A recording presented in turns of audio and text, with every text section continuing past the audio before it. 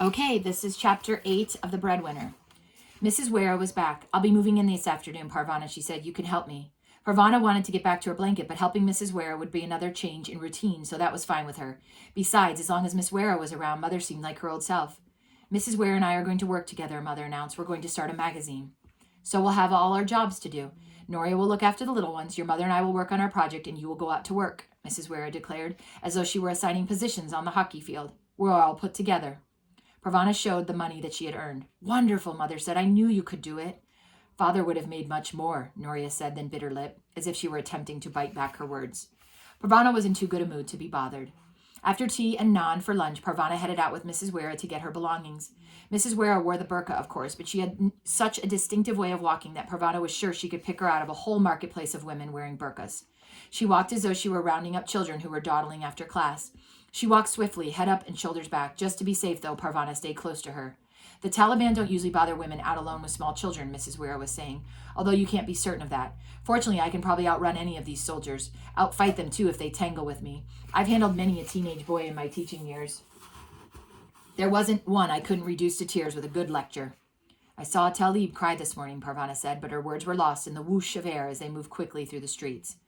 Mrs. Ware had been living with her grandchild in a room even smaller than Parvana's. It was in the basement of a ruined building. We're the last of the Weras, she said. The bombs took some, the war took others, and pneumonia took the rest. Parvana didn't know what to say. Mrs. Ware did not sound as though she was looking for sympathy. We have the loan of a Karachi for the afternoon, Mrs. Ware said. And a Karachi is a cart on wheels pushed by hand used to sell things in the market. The owner needs it back this evening to go to work, but we'll manage it all splendidly in one trip, won't we? Mrs. Ware had lost a lot of things, too, in bombing raids. What the bombs didn't get, the bandits did. Makes it easier to move, though, doesn't it? Parvana loaded a few quilts and cooking things onto the Karachi. Mrs. Ware had everything packed and ready. Here's something they didn't get. She took a medal on a bright ribbon out of a box. I won this in an athletics competition. It means I was the fastest woman runner in all of Afghanistan. The sun caught the gleaming gold on the medal. I have other medals, too, Mrs. Ware said. Some have been lost, but some I still have. She sighed a little, then caught herself. Enough recess, back to work.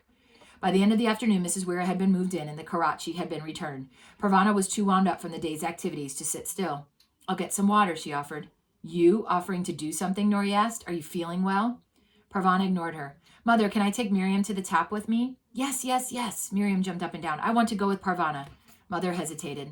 Let her go, Mrs. Ware advised. Parvana's a boy now. Miriam will be safe. Mother relented, but first she spoke to Miriam. What do you call Parvana when you're outside? Kasim. Good. And who is Kasim? My cousin. Very good. Remember that and do what Parvana says. Stay right with her. Do you promise?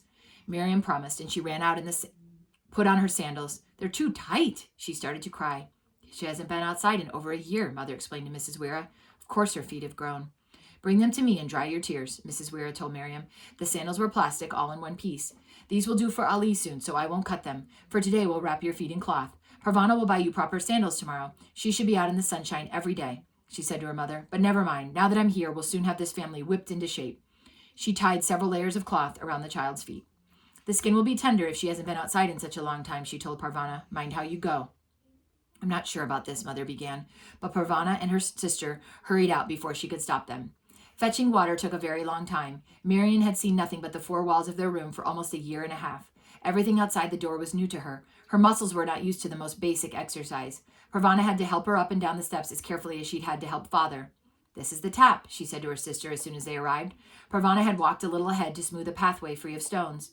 She turned on the tap so that the water gushed out. Miriam laughed. She stuck a hand in the flow, then snatched it back as the cool water touched her skin. She looked at Parvana, eyes wide open. Parvana helped her to do it again. This time she let the water flow over her. Don't swallow any, Parvana warned, then showed her how to splash her face with water. Miriam copied her, getting more water on her clothes than on her face, but at least she had a good time. One trip was enough for Miriam the first time. The next day, Parvana took Miriam's sandals to the market and used them as a guide to get a bigger pair. She found some used ones that a man was selling along the street. Every day after that, Miriam went to the water tap with Parvana, and bit by bit she started to get stronger. The days began to fall into a pattern. Parvana went out to the market every morning, returned home for lunch, then went back to the market in the afternoon. I could stay out there if there was a latrine I could use in the market, she said.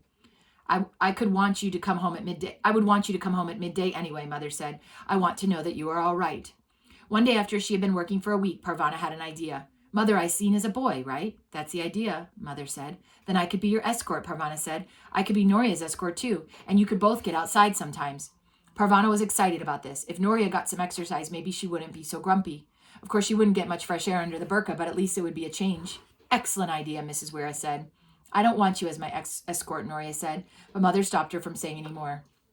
Noria, Ali should go outside. Parvana is able to manage fine with Miriam, but Ali squirms so much. You will have to hold on to him.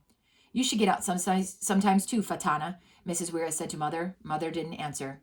For Ali's sake, Noria went along with the idea. Every day after lunch, Parvana, Noria, Ali, and Miriam went outside for an hour. Ali had been only a few months old when the Taliban came. All he really knew was the little room they had been shut up in for a year and a half.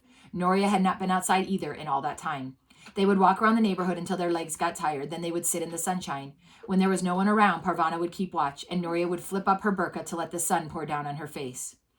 I'd forgotten how good this feels, she said.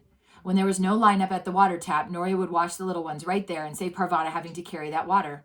Sometimes Mrs. Wira was with them with her grandchild, and all three children were washed at the same time. Business had good days and bad days. Sometimes Parvana could sit for hours without a customer. She made less money than her father had, but the family was eating, even though most days they ate just naan and tea. The children seemed livelier than they had in a long time. The daily sun and fresh air were doing them a lot of good, although Noria said they were harder to look after now in the room. They had more energy and always wanted to go outside, which they couldn't do when Parvana was out at work. At the end of each day, Parvana handed over all the money she'd made. Sometimes Mother asked her to buy naan or something else on the way home. Sometimes, the times Parvana liked best, Mother would come with her to the market to shop for the family. Mrs. Weir's arguments had finally worn her down. Parvana liked having her mother all to herself, even though they didn't talk about anything other than how much cooking oil to buy or whether they could afford soap that week. Parvana loved being in the market. She loved watching people move along the streets, loved hearing snatches of conversations that reached her ears. She loved reading the letters people brought her. She still missed her father, but as the weeks went by, she began to get used to him being gone. It helped that she was so busy now. The family didn't talk about him, but she heard Mother and Noria crying sometimes. Once, Miriam had a nightmare and woke up calling for Father. It took Mother a long time to get her back to sleep. Then one afternoon, Parvana saw her father in the market. He was walking away from her, but Parvana was sure it was him. Father, she called out, springing off her blanket and rushing after him. Father, I'm here. She ran into the crowd, pushing people out of her way until she finally reached her father and threw her arms around him. Father, you're safe. They let you out of prison. Who are you, boy? Parvana looked up into the strange face and she backed away. I thought you were my father, she said, tears falling down her face. The man put his hand on his shoulder. You seem like a fine boy. I'm sorry I'm not your father. He paused, then said in a lower voice, Your father is in prison? Parvana nodded. People are released from prison sometimes. Don't give up hope. The man went on his way into the market, and Parvana went back to her blanket. One afternoon, Parvana was about to shake out her blanket before going home when she noticed a spot of color on the gray wall. She bent down to pick it up. It was a small square of embroidered cloth, no more than 2 inches long and an inch wide. Parvana had never seen it before. As she wondered where it had come from, her eyes went out to the blacked-out window where she thought she had seen a flicker of movement a few weeks before. There was no movement now. The wind must have carried the little piece of embroidery to her blanket, although it hadn't been a very windy day. She couldn't blame the wind a few days later, though, when she found a beaded bracelet on her blanket after work. She looked up at the window. It was open. She swung out over the wall of the house. Parvana walked closer to get a better look. In the narrow open space, Parvana saw a woman's face. The woman gave Parvana a quick smile, then pulled the window shut. A few days later, Parvana was sitting watching the tea boys run back and forth between the customers in the tea shop. One of the boys almost collided with a donkey. Parvana was laughing and looking the other way when a tea boy tripped on something near her and spilled a tray of empty teacups all over her blanket. The boy sprawled in the dust in front of Parvana. She helped him gather the cups that had rolled away. She handed him the tray and saw his face for the first time. She let out a gasp and slapped a hand across her mouth. The tea boy was a girl from her class. And that is the end of chapter 8.